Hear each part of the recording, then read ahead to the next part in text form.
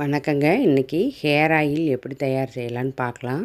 அதுக்கு நம்ம கரிசலாங்கண்ணி கீரையை வச்சு தயார் செய்யலாம். இது கரிசலாங்கண்ணி கீரை மாடி தோட்டத்துலேருந்து நான் கொஞ்சம் பிடுங்கிட்டு வந்தேன். இதை நம்ம ஒரு வாரம் நிழல்லையே போட்டுட்டோம்னா நல்லா அதுவே காஞ்சிருங்க. வெயிலில் போடக்கூடாது.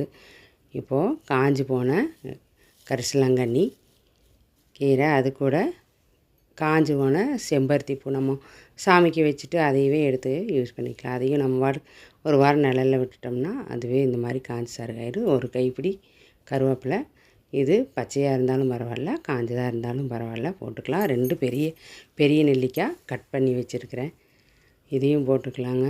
இதெல்லாம் முடிக்கு ரொம்ப நல்லது. வெந்தயம் நம்ம அந்த பொடுகெல்லாம் வராமல் இருக்கிறதுக்கு அந்த கசப்புத்தன்மை வெந்தயம் ரொம்ப நல்லது. இது கருஞ்சீரகங்க, நமக்கு அந்த பிளாக் கலராக வர்றதுக்கு இதெல்லாம் போட்டுட்டு மிக்சியில் போட்டு ஒரு அடி அடித்து எடுத்தோம்னா இந்த மாதிரி ஆகிருங்க. இப்போது நம்ம இதை எப்படி எண்ணெயில் காய்ச்சலான்னு பார்க்கலாம். இது இரும்பு வடைச்சட்டிங்க. இரும்பு வடைச்சட்டியில் காய்ச்சினா ரொம்ப நல்லது. நல்லா எண்ணெய் பிளாக் கலராக மாறும். இது தேங்காய் எண்ணெய் ஒரு 2 கப்பு ஊற்றியிருக்கிறேன். இது நம்ம இந்த எண்ணெய் காய்ச்சி ரெகுலராக தொடர்ந்து ஒரு 3 மாதமாச்சு தேய்ச்சோம்னா தாங்க பலன் தெரியும். தேய்ச்ச உடனே முடி கருப்பாகாது. ஏற்கனவே நரைச்ச முடி ஒன்றும் பண்ண முடியாது, ஆனால் புதுசாக முடி நரைக்காமல் இருக்கும்.